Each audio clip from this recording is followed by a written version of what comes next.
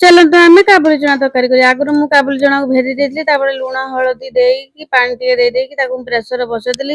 City ହେଲା ଭିତରେ ମୁଁ ଏଠି ମସଲାକୁ ରେଡି କରିବି। ଦେଖନ୍ତୁ ମସଲାରେ ମୁଁ କଣ ନେଇଛି, ମୋର ଟମାଟୋ, ଜିରା, ରସୁଣ, ଅଦା, ଚାରୁମଗଜ, କାଜୁ, ପିଆଜ ସବୁ ଦେଇକି ତାପରେ ଲଙ୍କା ପକେଇକି ବାଟିଛି।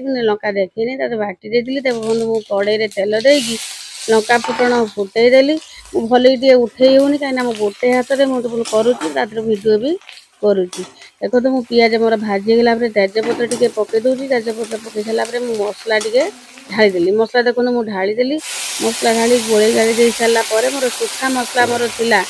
ଶୁଖା ମସଲା ଭିତରେ ମୁଁ ନେଇଛି ଧନିଆ ଗୁଣ୍ଡ, କାଶ୍ମୀରୀ ଚିଲି ପାଉଡ଼ର, ତାପରେ ଆମର କରି ପାଉଡ଼ର, ହଳଦୀ, ତାକୁ ସବୁ ପକେଇକି ମୁଁ ଭଲ ରକମର କଷି ଦଉଛି।